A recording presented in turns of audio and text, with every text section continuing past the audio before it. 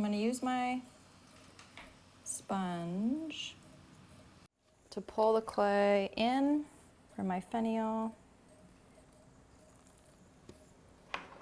And then I love this cake decorating tool. I don't know how this went together, but it was a triangle. And so I cut it.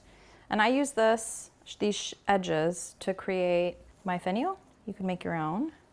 But this is in my toolbox, so I've been using it a lot lately. And I kind of like, because it has so many, it has a repetition to the shape, that I use the tool differently every time. And sometimes that brings about a different finial configuration or patterning. I think that keeps me interested. So I want to just create the top of the finial first.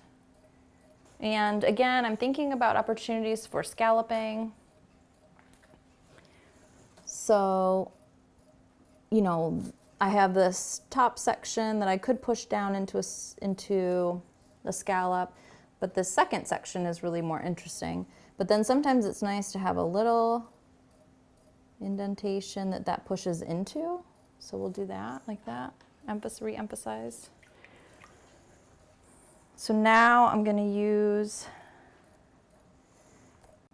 my left hand to support the finial and my right finger to push and to pop that finial up. And then I can continue to alter this a little, but I find the more you mess with it, the more likely you are to push it off center. I'm going to push this just a touch more.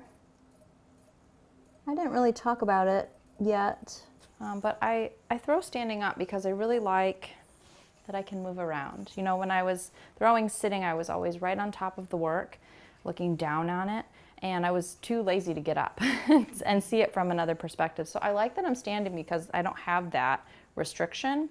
And so then with that mirror right in front of me, I can look into the mirror to see it from that perspective, but I also can get, down low and really look to see, what I have going on, if I like that shape.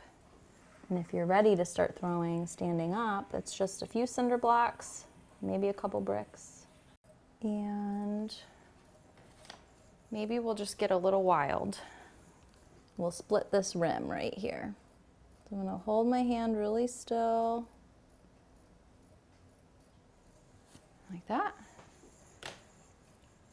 I found lately that I really like when I make these decisions in the throwing process, because they're kind of quick and spontaneous, but then they lead to really interesting sort of endeavors later. And so maybe I was getting stuck in my ways a little bit, and so being a little spontaneous on the wheel in the wet stage has forced me to push some of my ideas a little further in the decoration area. So I encourage you to try those things and to take some risks here and there, especially on the wheel, dividing up your space, putting in these split rims or adding a little ornamentation, and then see what happens later. So now, while I'm standing here really quick, I'm just gonna scallop this edge together. And so I'm just gonna push from underneath and just have my finger there to support. And this is just a nice surprise for whoever is making the coffee. You can inlay slip into this crevice or glaze. I usually do glaze, but you could do slip too. Okay, so there that is. So sometimes I'll scallop down into the rim if I have enough clay.